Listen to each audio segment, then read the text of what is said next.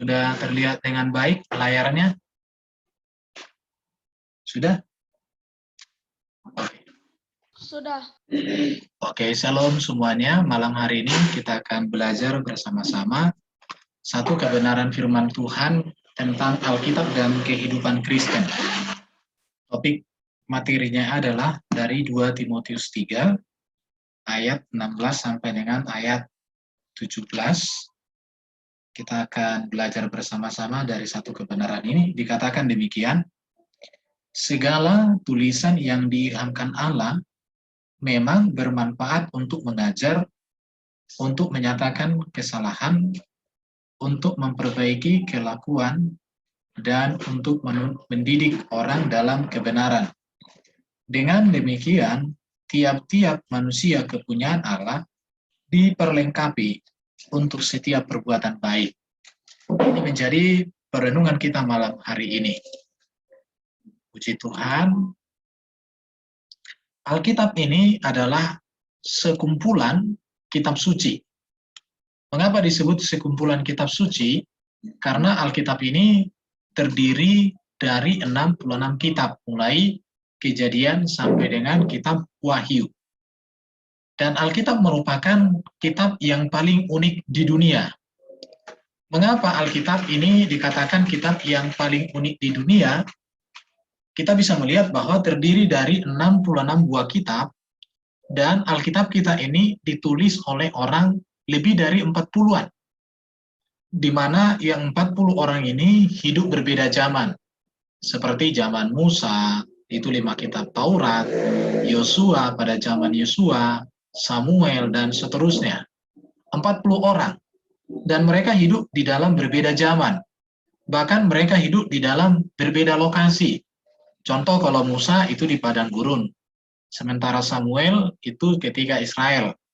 Tetapi beda lagi dengan Injil Matius dan lain sebagainya. Ditulis berbeda lokasinya. Baru tingkat kehidupan dan suasana saat penulisan juga berbeda.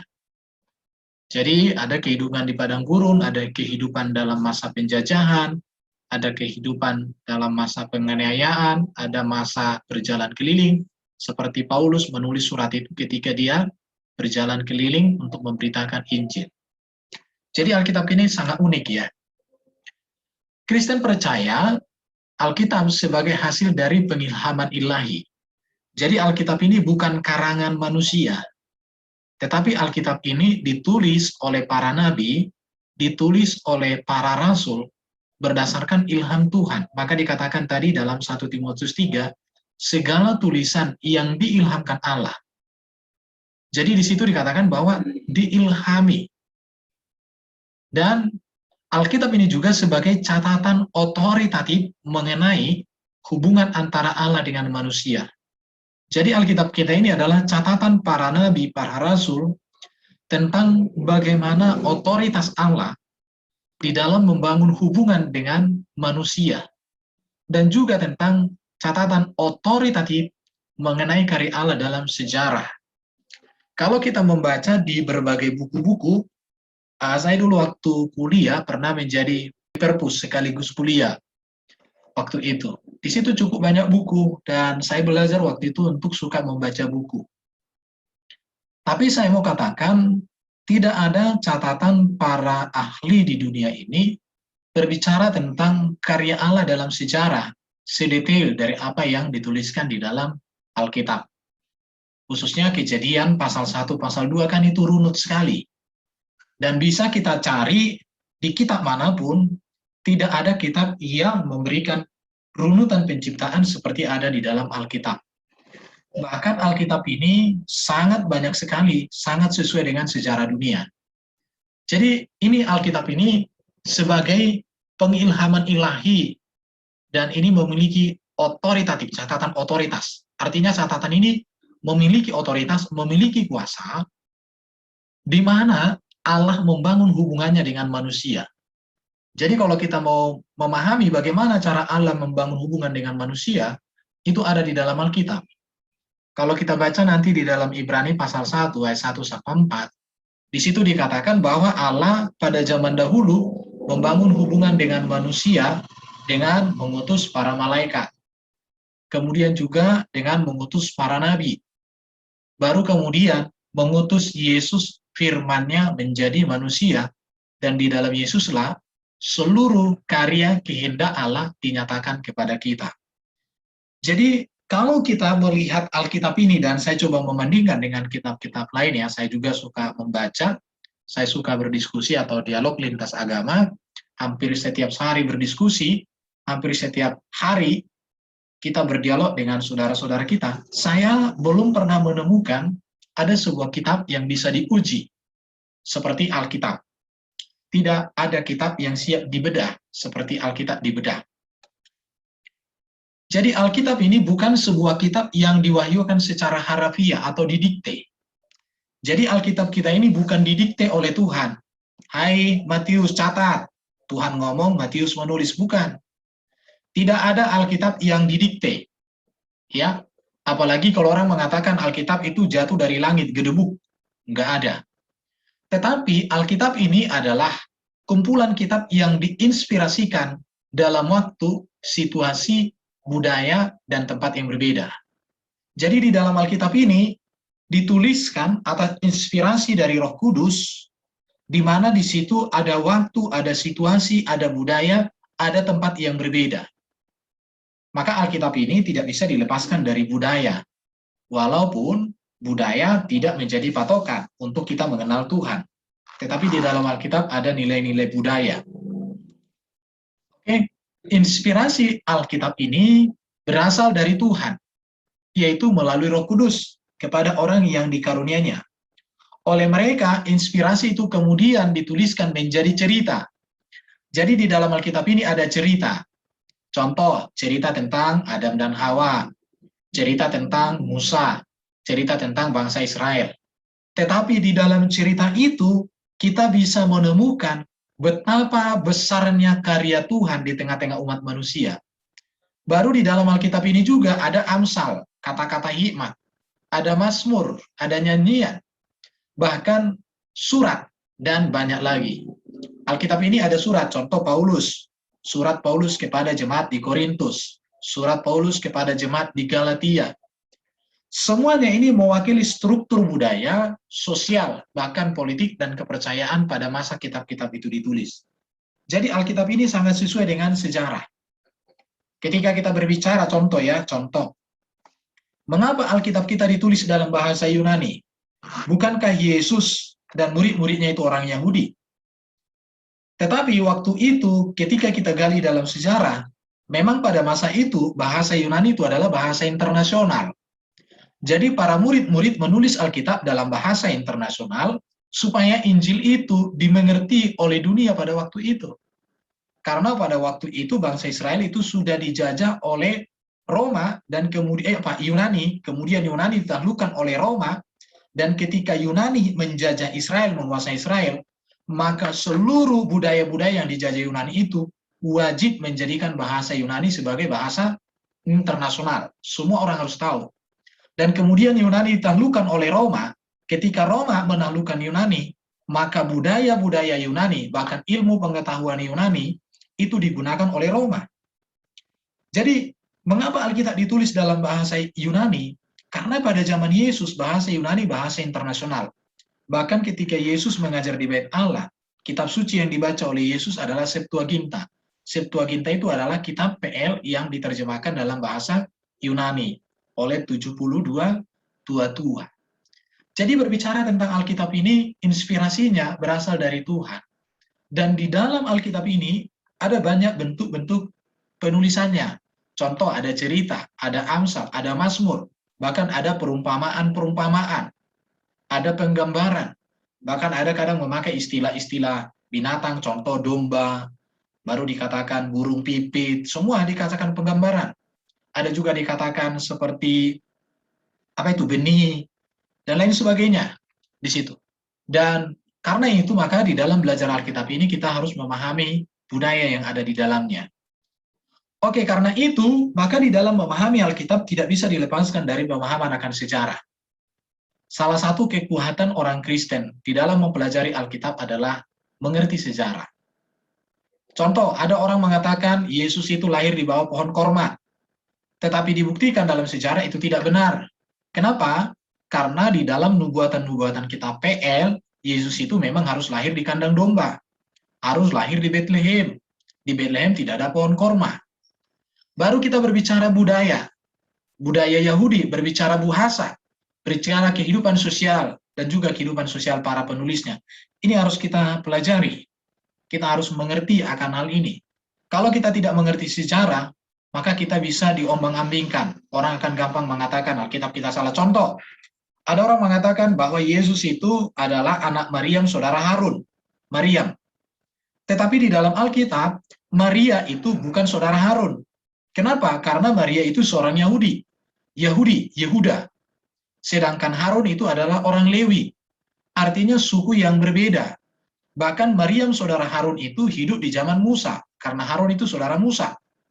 Jarak antara Musa dengan jarak Maria itu ribuan tahun. Jadi kalau kita tidak belajar sejarah, ini kita tidak bisa mengerti. Tetapi kalau kita belajar sejarah, maka kita bisa buktikan kalau ada orang mengatakan Yesus itu anak Maryam saudara Harun, salah. Kenapa? Karena Harun hidup ribuan tahun dari zaman Yesus. Dan Harun itu adalah suku Lewi. Sementara Maria, ibu Yesus, adalah suku Yehuda. Ada di sini sejarah yang dibolak-balik. Maka kalau begitu kita harus belajar sejarah. Belajar juga tentang budaya. Mengapa perlu kita belajar tentang budaya? Supaya kita mengerti makna-makna kebenaran firman Tuhan. Supaya kita mengerti. Contoh, kalau kita mengerti tentang budaya, mengapa orang Kristen kalau mati dikubur dengan peti, sedangkan Yesus dikasih kain kafan? Ya karena memang itu budaya. Kita meninggal dikasih kuburan dengan peti karena kita dilayani oleh orang-orang dari Eropa yang memang sudah demikian. Jadi ini berbicara budaya, bahasa. Dalam bahasa ini pun sangat dalam ya. Bahasa Yunani itu sangat kaya. Satu kata bisa artinya 7. Sementara dalam bahasa Indonesia, kalau menerjemahkannya diadopsi 7-7-nya tidak bisa. Di situ. Tapi saya tidak perpanjang di situ. Jadi, sekarang pertanyaannya, kapan Alkitab ini ditulis? Kita lihat ya, Kitab Perjanjian Lama ini sudah ditulis tahun 1445 sebelum Masehi, yaitu Kitab Kejadian, dan kitab terakhir untuk PL itu ditulis tahun 500 sebelum Masehi, yaitu Kitab Maliaki.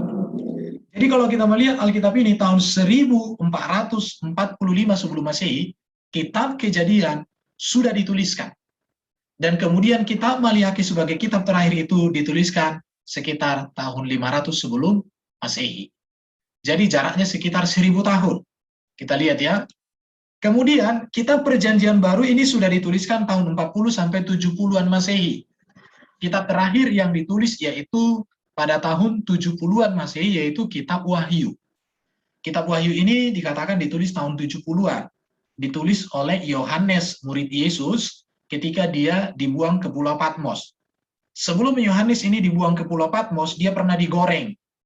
Digoreng sama penguasa pada waktu itu. Tapi karena digoreng nggak mati-mati, akhirnya dia dibuang ke Pulau Patmos, dan di Pulau Patmos lah Yohanes murid Yesus ini mendapatkan wahyu dari Tuhan. Maka dituliskanlah kitab Wahyu. Jadi jarak penulisan Alkitab kita ini membutuhkan waktu 1500-an tahun.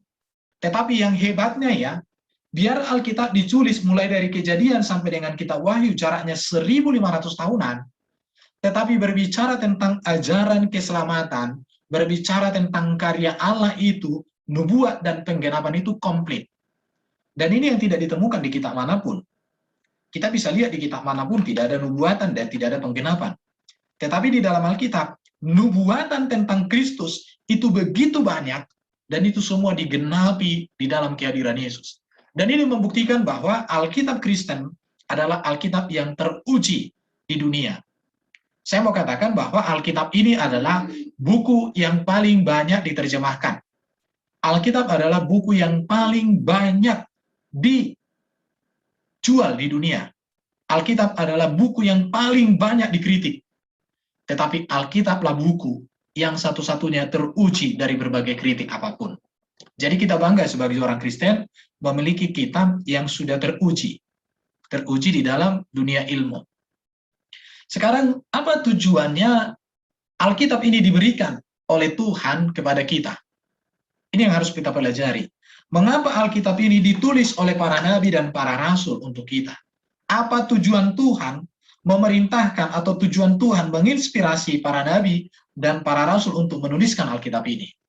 Tidak lain adalah supaya kita diarahkan, supaya kita memiliki hubungan dengan Allah yang mengutus Yesus sebagai juru selamat. Jadi boleh dikatakan Alkitab ini mengungkapkan tentang pribadi Allah. Di dalam Alkitab kita mengenal Allah itu pencipta. Di dalam Alkitab kita mengenal Allah itu maha kasih. Di dalam Alkitab kita mengenal Allah itu maha hadir. Di dalam Alkitab kita melihat Allah itu maha kuasa. Jadi di dalam mengenal Allah, manusia akan mengalami kelahiran kembali, serta manusia akan menumbuhkan kehidupan yang berbuah. Jadi Alkitab ini dituliskan, diwahyukan oleh Tuhan, diinspirasikan oleh Tuhan kepada Nabi, supaya di dalam Alkitab inilah kita mengenal Allah kita. Bagaimana Allah itu berkarya? Bisa dilihat nanti di 1 Petrus 1 ayat 23 dan seterusnya ayat-ayat di sini. Baru dikatakan semua yang tercatat di dalam Alkitab ini supaya kita percaya bahwa Yesuslah Mesias, bahwa Yesus adalah anak Allah, dan oleh iman kepada Yesus, maka kita memperoleh hidup yang kekal. Tujuan Alkitab ditulis, kita mengenal Allah, kita mengenal Yesus. Karena kalau kita tidak mengenal Allah, maka kita binasa. Kalau kita tidak mengenal Yesus, kita binasa. Dan Yesus hanya diberitakan dengan benar, dengan tepat di dalam Alkitab.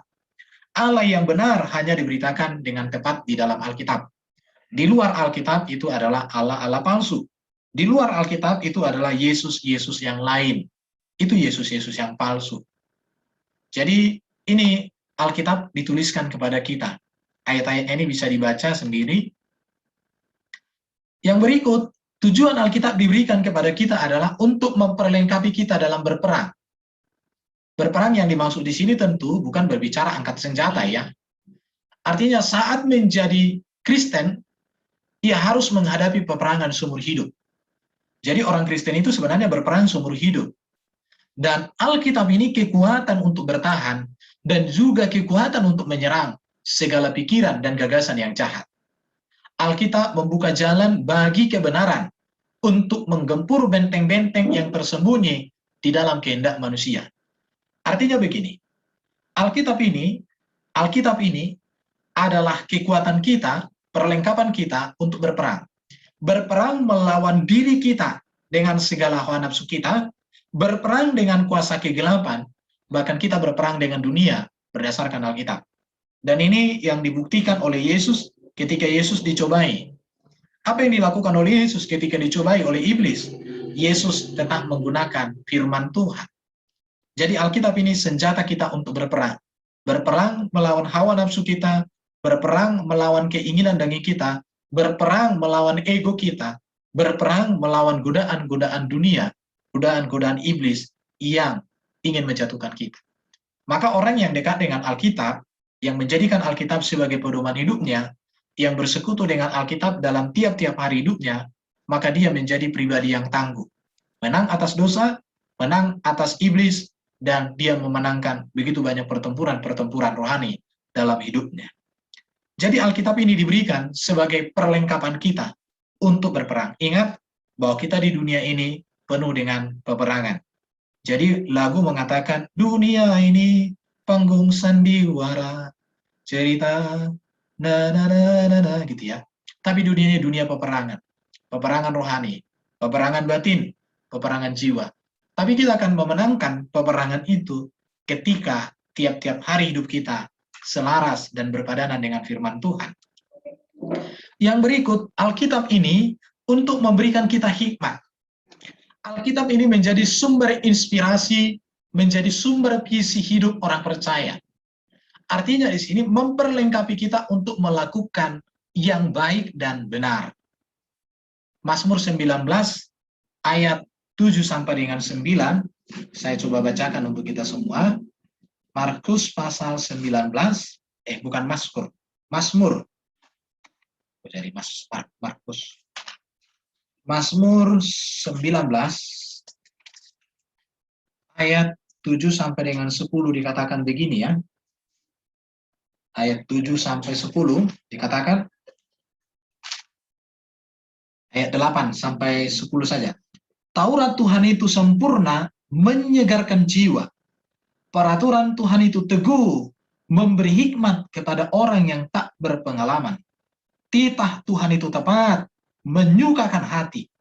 Perintah Tuhan itu murni, membuat mata bercahaya. Takut akan Tuhan itu suci, tetap ada untuk selama-lamanya. Hukum-hukum Tuhan itu benar, adil semuanya. Jadi Alkitab atau firman Allah ini dalam kehidupan orang Kristen dikatakan di sini menyegarkan jiwa.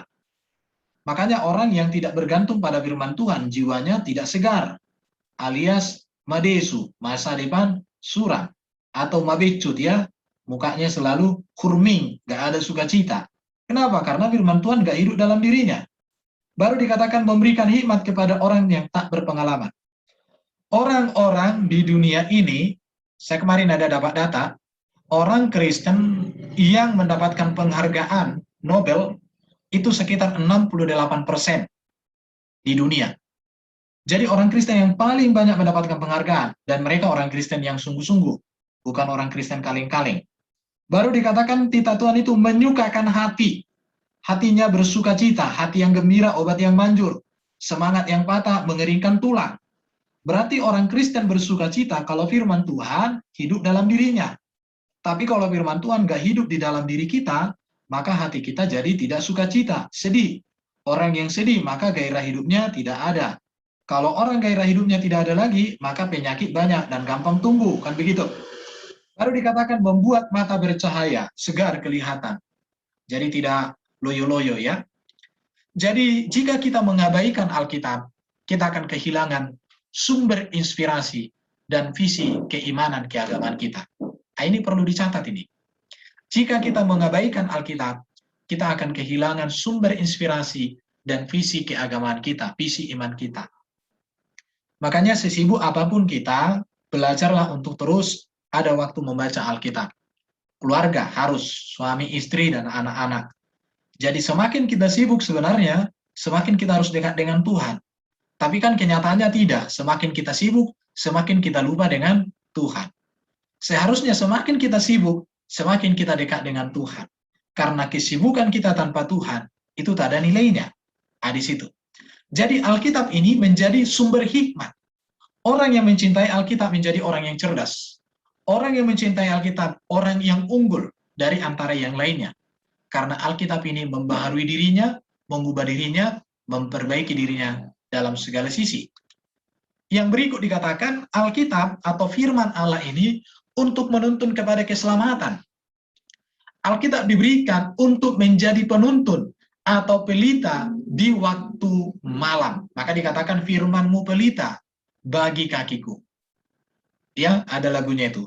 Firman-Mu pelita bagi kakiku dan menjadi suluh pada jalanku. Firman Tuhan menerangi hidupku. Firman Tuhan pelita hidupku. Jadi Alkitab ini menjadikan penuntun, pelita di waktu malam. Artinya orang yang hidup berpadanan dengan firman Tuhan, maka tidak ada kegelapan yang bisa menghalangi langkahnya. Karena firman itu menjadi pelita.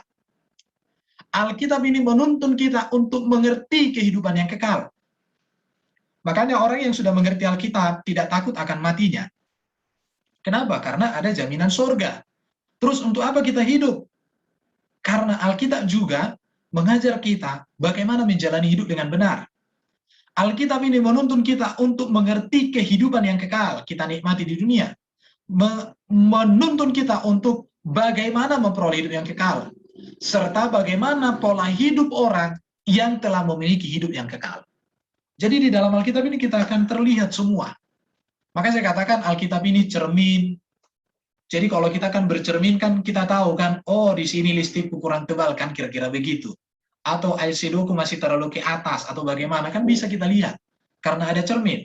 Coba kalau nggak ada cermin, kita pakai listip itu bisa miring nggak masalah, nggak tahu kita. Begitu dilihat orang tertawa orang lain jadi candaan. Jadi Alkitab ini Sungguh luar biasa, makanya kita tidak boleh melalaikan Alkitab ini dalam tiap-tiap hari hidup kita. Menurut saya yang sampaikan itu betul atau benar, benar-benar betul lah itu ya. Jadi Alkitab ini menuntun. Menuntun itu artinya sama seperti seorang bapak memegang tangan anaknya. Ya, di sini menuntun ya, menuntun maksudnya itu. Menuntun itu artinya dipegang tangan kita, diajak kita berjalan, dan kita tidak akan pernah dilepaskan. Jadi itulah Alkitab, makanya jangan sampai lalai dalam mempelajari Alkitab. Yang berikut dikatakan manfaat Alkitab bagi orang Kristen itu adalah mengajar. Ini berbicara tentang hal-hal dogma. Mengajarkan hal-hal yang bersifat dogmatis atau menjadi landasan iman Kristen. Alkitab ini menuntut kita mengenal Allah, mengenal siapa Roh Kudus, mengenal siapa Yesus, mengenal manusia, mengenal malaikat, mengenal dosa, dan juga kita mengenal surga. Di dalam Alkitab jelas akan hal ini. Siapa Allah itu? Apa yang menjadi kehendak Allah? Mengenal Roh Kudus, apa karya Roh Kudus dalam hidup kita? Roh Kudus itu menginsafkan kita akan dosa.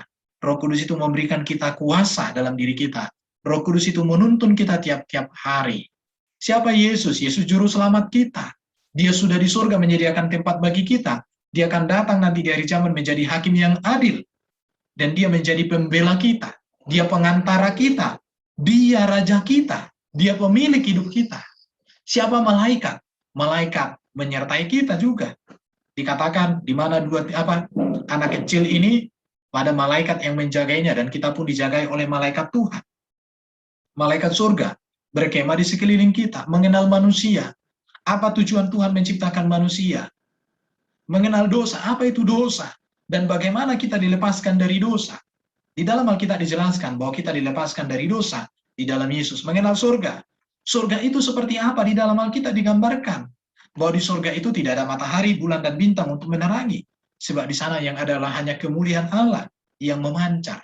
Siapa yang boleh masuk surga? Bagaimana cara masuk surga? Semuanya, semua kasih karunia.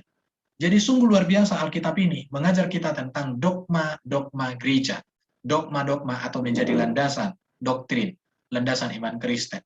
Dan ini kita harus pahami. Yang berikut, Alkitab ini juga untuk menyatakan kesalahan, memberikan pertimbangan hukum, ya, menjadi acuan untuk menilai apakah sesuatu itu benar atau salah, baik atau buruk, membangun atau berguna.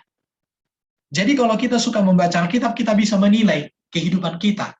Kita bisa menilai kehidupan sekeliling kita. Apakah ini benar atau salah? Apakah ini baik atau buruk? Apakah ini berguna membangun atau merusak? Sehingga kita bisa menilai. Maka saya katakan Alkitab ini adalah buku etika. Alkitab juga adalah buku moral. Alkitab juga adalah buku psikologi. Buku pastoral konseling. Buku motivator terbaik sepanjang masa. Ya, dulu kita pernah ada namanya etika Kristen. Etika Kristen ditinjau dari Alkitab, sangat luar biasa. Bahkan hukum di Indonesia sangat banyak sekali diadopsi dari Alkitab. Karena hukum Indonesia kan peninggalan Belanda. Kita tahu bahwa Belanda itu membuat hukumnya banyak berdasarkan Alkitab. Contoh, di dalam kitab Imamat itu banyak sekali hukum.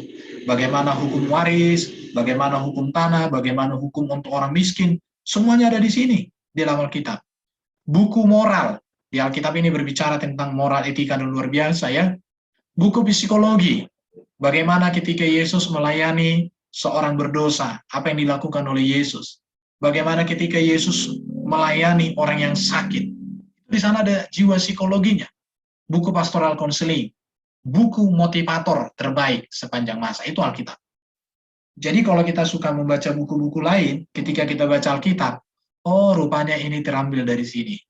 Makanya tadi saya katakan aku pernah jadi dulu sambil kuliah itu, saya disuruh jaga perpustakaan. Dari semua buku-buku yang ada di situ, sumbernya satu, Alkitab. Cuma bagaimana Alkitab itu dituliskan oleh para penulis dengan bahasa yang lebih mudah kita mengerti atau dengan bahasa yang lebih aplikatif. Itu aja. Tapi sumbernya Alkitab. Baru dikatakan manfaat Alkitab ini adalah memperbaiki kelakuan atau berbicara sebagai memperbaiki perilaku kita. Menjadi patokan nilai-nilai etika dan moral sehingga kita dapat menjadi teladan dalam perilaku. Orang yang semakin mencintai Alkitab, dia bisa mengevaluasi dirinya dan memperbaiki dirinya. Nah, seperti di gambar itu ya, ada orang bercermin, sebelum berangkat kerja, dia bercermin dulu, udah ganteng, udah rapi, setelah rapi baru berangkat. Demikian juga dengan Alkitab. Jadi cermin. Baru dikatakan mendidik orang. Ini berbicara karakter. Melatih mental orang percaya sehingga menjadi tahan uji dan memiliki karakter Kristus. Ya, karakter kita nggak gampang marah gitu ya. Sedikit-sedikit naik tensi, sedikit-sedikit panik, sedikit-sedikit langsung teriak dan lain sebagainya. Itu semua diubah, karakter. Ya, di dalam Alkitab. Karena Alkitab itu menyadarkan kita dalam segala hal. Di situ. Yang berikut saya akan tunjukkan lagi. Jadi mau saya katakan begini. Alkitab ini adalah firman Allah. Dikatakan firman Allah, api yang menghanguskan. Artinya segala sesuatu yang tak berarti akan dihanguskan. Baru firman Tuhan ini juga bagaikan palu yang menghancurkan segala sesuatu yang tidak berarti. Tetapi juga firman Tuhan menjadi air yang membersihkan. Firman Tuhan juga menjadi susu yang menjadi makanan sehat. Tapi firman Tuhan juga adalah makanan keras yang menguatkan kita. Firman Tuhan juga menjadi pelita yang menerangi jalan kita. Firman Tuhan juga menjadi pedang untuk kita berperang melawan tipu daya iblis, melawan keinginan-keinginan daging kita. Firman Tuhan ini juga menjadi cermin untuk menyatakan kesalahan-kesalahan kita. Firman Tuhan ini bekerja di dalam diri kita orang percaya untuk membaharui kita dari dalam, mengoperasi diri kita dari dalam, membuang setiap sakit penyakit, membuang setiap dosa. Firman Tuhan ini juga berkuasa untuk membangun kita. Firman Tuhan juga memberikan hidup dan kekuatan. Bahkan dikatakan firman Tuhan itu menusuk amat dalam dan sanggup membedakan segala sesuatu. Jadi orang yang hidup di dalam firman Tuhan, maka dialah orang yang paling berkenan di mata Tuhan. Dan dialah orang yang paling berbahagia, orang yang paling bersuka cita di tengah-tengah dunia. Jadi firman Tuhan itu komplit untuk membaharui kita. Komplit untuk membentuk kita. Kalau dikatakan api yang menghancurkan, seperti besi ketika kena api, dia menjadi lembut dan bisa dibentuk menjadi bentuk yang lain. Puji Tuhan. Jadi berdasarkan isinya dan gaya penulisan, ini ya, saya mau sampaikan sedikit struktur pembagian Alkitab Kristen. Nah, jadi kayak seminar mini kita hari ini. Berdasarkan isinya dan gaya penulisannya, Perjanjian Lama ini dikelompokkan menjadi 5 bagian utama. Nah, ini perlu untuk diketahui saja. Yang disebut dengan Pentateuk. Pentateuk itu artinya kitab sejarah dan Taurat, hukum. Ini bagian pertama, yaitu Kejadian, Keluaran, Imamat, Bilangan, Ulangan. Ini yang disebut dengan Pentateuk, kitab sejarah dan kitab Taurat. Baru yang kedua, itu berbicara sejarah. Kitab sejarah itu adalah Yosua, Hakim-Hakim, Rut, Samuel, Raja-Raja, Tawarik, Esra, Nehemia, Ester. Ini disebut dengan kitab sejarah. Ya, ini pembagian yang lebih sederhana. Kemudian ada namanya kitab puisi dan kitab hikmat. Kitab puisi dan hikmat itu disebut kitab Ayub, kitab Mazmur itu kitab puisi dan hikmat. Makanya nanti kalau kita baca Mazmur ini tidak boleh diartikan letter-let. Contoh, Tuhan engkaulah gunung batuku, katanya kan. Apa artinya gunung batu di situ? Artinya Tuhan itu tempat yang kokoh, perlindungan. Bukan berarti jadi gunung batu kayak gunung batu Manupak, ya kan? Gunung batu Manupak yang ada di mana itu? Batu Manupak. Ini ya batu Manupak. Oh, di Batu Manupak lah itu ya, namanya Batu Manupak. Oke. Ya, jadi Amsal, Pengkhotbah, dan Kidung Agung. Kidung Agung ini kitab puisi, bahkan kitab nyanyian. Kalau orang baca kitab Kidung Agung nanti kalau nggak mengerti bahwa itu puisi, bisa salah mengerti. Yang keempat, disebut nabi-nabi besar. Nabi besar itu Yesaya, Yeremia, Ratapan, Yeskiel, Daniel. Ini nabi-nabi besar. Ya, jadi disebut kitab nabi-nabi besar. Kemudian disebut para nabi kecil. Nah, kalau nabi kecil ini dia. Hosea, Yoel, Amos, Obadja, Yunus, Mika, Nahum, Habakuk, Sefanya, Hagai, Zakaria, dan Maliaki. Ini pembagian Alkitab. Jadi para nabi kecil. Sementara pengungkapan Perjanjian Baru adalah ini dibagi dalam beberapa bagian, biografi sejarah Yesus dan jemaat mula-mula. Ini Matius, Markus, Lukas, Yohanes, dan Kisah Para Rasul. Ini berbicara biografi Yesus dan sejarah Yesus dan juga jemaat mula-mula. Kemudian ada namanya surat pengembalaan jemaat, yaitu Roma, Korintus, Galatia, Efesus, Filipi, Kolose, baru Tesalonika. Ini surat-surat yang dituliskan Paulus kepada jemaat. Maka disebut surat pengembalaan jemaat. Kemudian ada namanya pengembalaan pribadi. Pengembalaan jemaat itu artinya diberikan kepada jemaat. Jemaat yang ada di Medan, jemaat yang ada di Papua, begitu. Tapi kalau pengembalaan pribadi ini artinya ditujukan kepada orang. Contoh Timotius, baru Timotius ini, Titus, dan Filemon. Paulus menulis surat langsung kepada orangnya, maka disebut pengembalaan pribadi.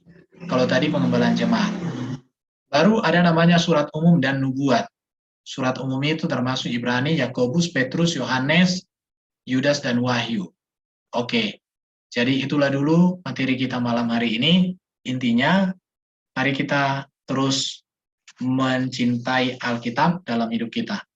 Alkitab ini sangat penting, dan ini menjadi modal dasar, menjadi nilai dan inti kehidupan kita.